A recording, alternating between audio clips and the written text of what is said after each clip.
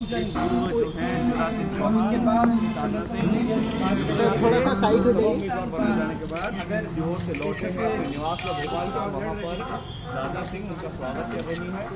स्वागत के साथ साथ ये शुभकामनाएं बने कि अब नई दिल्ली नई लड़ाई संसद में पहुंचेंगे लोकसभा। अब लोकसभा की लड़ाई है 24 तो ये तस्वीरें आप देख रहे हैं पूर्व मुख्यमंत्री शिवराज सिंह चौहान जब वो चुनाव जीतते हैं उसके बाद से ही सवाल खड़े हो रहे थे कि क्या केंद्र की राजनीति में लाया जाएगा, शायद इसीलिए इस बार उन्हें मुख्यमंत्री नहीं बनाया गया। लेकिन उनकी पत्नी देखिए, ये उनका वो आवाज जिस पर वो लिखते हैं मामा का घर, वहां पर पूजा पाठ कर रहे हैं क्योंकि विदिशा जो उनकी पारंपरिक सीट रही वहां से उन्हें सांसद के तौर पर उम्मीदवार उतारा गया भारतीय जनता पार्टी की ओर से। और निश्चित तौर पर जो मध्य प्रदेश में बीजेपी का वोटर रहा है, कहीं ना कहीं खुशी की लहर दौड़ पड़ी होगी क्योंकि हर कोई इस बात को लेकर गमगीन हो गया था कि अगर शिवराज सिंह चौहान मुख्यमंत्री नहीं तो फिर क्या उनको पद दिया जाएगा। क्योंकि हम सब जानते हैं लाडली बहन योजना के आप साथ में कैसे शिवराज सिंह चौहान फिर से मध्य प्रदेश में बीजेपी की सरकार बनवा देते हैं। विदिशा एक ऐसी सीट रही है जहां आप जाएंगे, जब लोगों से बात करेंगे तो लोगों के जहन पे, लोगों की जुबान पर शिवराज सिंह चौहान का नाम सामने आएगा और इसीलिए शिवराज सिंह चौहान को वहां से टिकट दिया गया। खुशी की लहर है, उनके घर में भी उनकी पत्नी आरती उतारती हैं और उनका स्वागत करती हैं। हमारे साथ में हमारे सभी सहयोगी लगातार बने हुए। ज्योतिराज सिंधिया को गुना से देखिए टिकट दिया गया। अमिताभ जी भी हमारे साथ में बने हुए हैं। अमिताभ जी, तस्वीरें कैसे देख रहे हैं? जब मुख्यमंत्री नहीं बनाया गया, कहीं ना कहीं लोगों में निराशा थी कि कैसे शिवराज सिंह चौहान को मुख्यमंत्री नहीं बनाया गया, क्या केंद्र में लाया जाएगा? देखिए, पहले ही इशारा कर दिया गया था कि 15 साल 18 साल आपने राज किया है वहां पे, 4 बार लगातार आप मुख्यमंत्री रह चुके हैं, तो अब नई पीढ़ी के लिए मौका दीजिए। वो हट गए हैं, अब उनको पार्टी आला कमान ने मौका दिया है, वो दिल्ली आएंगे शिवराज सिंह चौहान। विदिशा एक ऐसी सीट है जहां से सुषमा स्वराज भी जीती हैं और दिल्ली का कोई भी नेता वहां जाता है वो अरसे से कम 3-4 दशकों से बीजेपी के लिए सेफेस्ट सीट मानी जाती है विदिशा। और वहां से अगर चुनाव लड़ रहे हैं शिवराज सिंह चौहान तो संसद जरूर पहुंचेंगे। और जो हम लोग बात कर रहे थे कि पूरी की पूरी लिस्ट में विनेबिलिटी क्राइटेरिया सबसे ऊपर है, इसमें अनुभव भी है, इसमें युवा भी है। अमिताभ जी बड़ी अहम बात बता रहे हैं और हम सब ये जानते हैं मध्य प्रदेश का जब आप जिक्र करेंगे, भारतीय जनता पार्टी का जिक्र करेंगे तो आप शिवराज सिंह चौहान का जिक्र करेंगे क्योंकि किस तरीके से भारतीय जनता पार्टी को मजबूत करने का काम मध्य प्रदेश में एक बार नहीं, 2 बार नहीं, कई बार शिवराज सिंह चौहान की ओर से किया गया। हमारी सहयोगी ने कमलजीत शेरावत जो कि दिल्ली के एक सीट से बनाई गई है उम्मीदवार, उनसे बातचीत की है, जरा सुनवा देते हैं।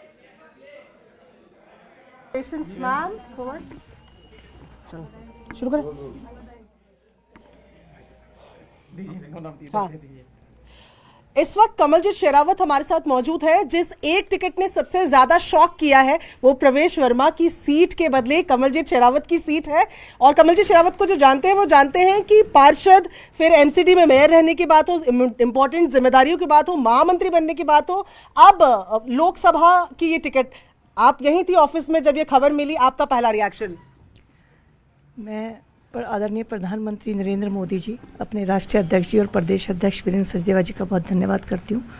मेरे जैसा कार्यकर्ता के लिए बहुत बड़ी बात है। मैं प्रदेश में नॉर्मल थी, रोज का काम कर रही थी, मैंने सपने में भी नहीं सोचा था कि ऐसा होगा और शायद इसीलिए Bharatiya Janata party with A difference है।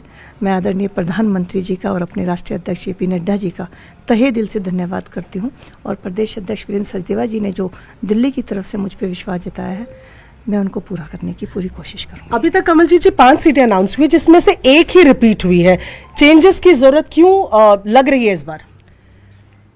शीर्ष नेता तो जब फैसला लेता है तो मैं तो ये कहूँगी क्योंकि नारी शक्ति वंदन हुआ था तो मैं नारी हूँ तो एक उसमें मेरा वो हिस्सा आ गया, बाकी जो भी ऊपर वालों का है, लेकिन महिलाओं को बढ़ावा हमेशा मोदी जी देते हैं। हाँ। और मैं उस एक कैटेगरी में हूँ तो मुझे लगता है नारी शक्ति वंदन का पहला फायदा मुझे ही मिला है। हाँ, 5 में से 2 महिला सीट जिसमें से एक आप।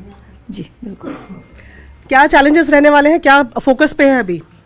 फोकस यही है कि आदरणीय प्रधानमंत्री जी ने जो हमें रोड मैप दे रहे हैं, लगातार पार्टी जिसको लेकर काम कर रही है और विकसित भारत के सपने को लेके लोगों के बीच जाना है, सबसे आशीर्वाद की मांग करनी है और आशीर्वाद के बाद उनके लिए काम करना है। तो आदरणीय प्रधानमंत्री जी और मेरी पार्टी का जो एक कार्यक्रम है अंत्योदय, जो अंतिम व्यक्ति तक पहुंचने का मैं भी उसका हिस्सा बन पाऊं और मैं अपने राष्ट्रीय नेतृत्व को ये विश्वास दिलाती हूँ कि मैं पूरी कोशिश करूंगी। ठीक है, मुझे लग रहा है मिठाई भी यहाँ पर मौजूद है, क्योंकि ऑफिस में फिलहाल हम मौजूद हैं। तो हर्ष मल्होत्रा जी हैं, देखिए फिलहाल आप जो लोकसभा प्रत्याशी हैं कमलजीत शेरावत वेस्ट दिल्ली से, उनको मिठाई।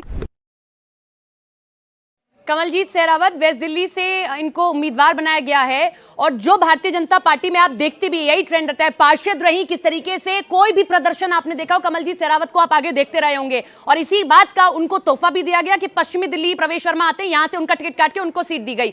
रवि का रुख कर लेते हैं। रवि, सारी राज्यों में से जिस एक राज्य ने चौंकाया वो दिल्ली ही है। कैसे दिल्ली के कुछ प्रवीण खंडेलवाल, चांदनी चौक में बड़ा उनका दबदबा रहा है, बड़े बिजनेसमैन है वहां के।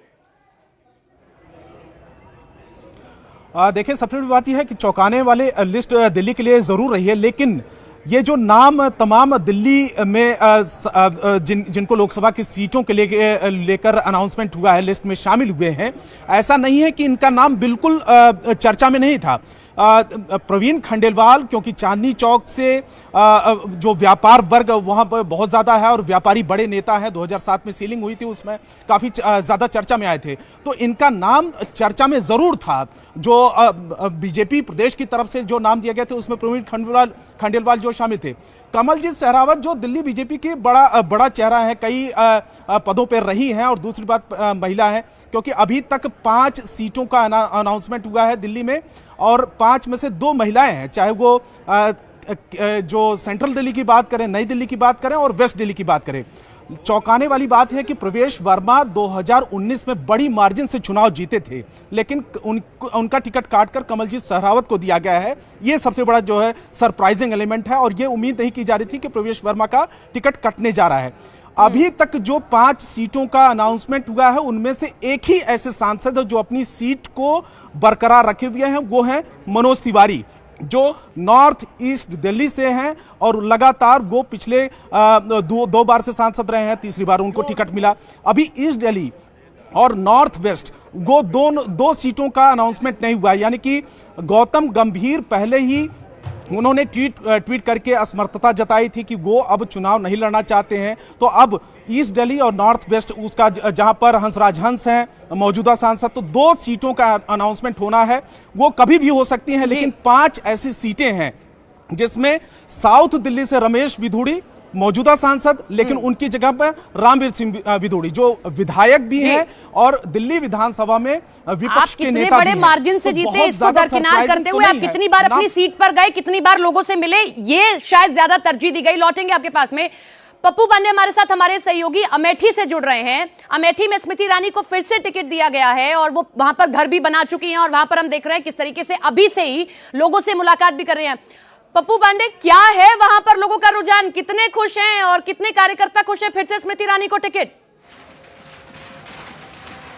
जी बिल्कुल, आपको बता दें कि अमेठी में जिस तरीके से केंद्रीय मंत्री व अमेठी सांसद स्मृति ईरानी पर अमेठी की जनता ने भरोसा किया, पहली बार वो 2014 में भारतीय जनता पार्टी के टिकट पर अमेठी आई, जहां उन्हें हार का सामना करना पड़ा, लेकिन उन्होंने अमेठी से अपना रिश्ता बरकरार रखा और लगातार अमेठी आती रही। इसके बाद 2019 में राहुल गांधी कांग्रेस के नेता को करीब 55,000 वोटों से स्मृति ईरानी ने अमेठी से शिकस्त दी। उसके बाद अमेठी की सांसद बनी और सांसद बनने के बाद सबसे पहले उन्होंने अमेठी संसदीय क्षेत्र के जिला मुख्यालय में अपना घर बनाया और जिस तरीके से ताबड़तोड़ जन संवाद विकास यात्रा के जरिए वो अमेठी के गांव-गांव पहुंच रही हैं, अमेठी के लोगों से मुलाकात कर रही हैं और उनकी समस्याओं को मौके पर अधिकारियों की जो टीम रहती है उससे निस्तारण करा रही हैं। तो जिस तरीके से गांधी परिवार अमेठी में अब तक चुनाव लड़ता था, स्मृति ईरानी उससे काफी आगे निकल चुकी हैं। अमेठी के एक गांव में उनके लोग हो गए हैं। उन भारतीय जनता पार्टी का जनाधिकार में अमेठी में हो चुका है और कहीं ना कहीं अगर देखिए कि जहां दूसरे पार्टी के प्रत्याशी पहुंचे भी नहीं अपने सीट पर, स्मृति ईरानी अभी से वहां पर घर भी बना चुकी हैं, लोगों से मुलाकात भी कर रही हैं। लौटेंगे आपके पास में। वाराणसी की रिपोर्ट हमारे सहयोगी की दिखाते हैं। 2014 में यहां से हुंकार भरी प्रधानमंत्री नरेंद्र मोदी ने और अब किस तरीके से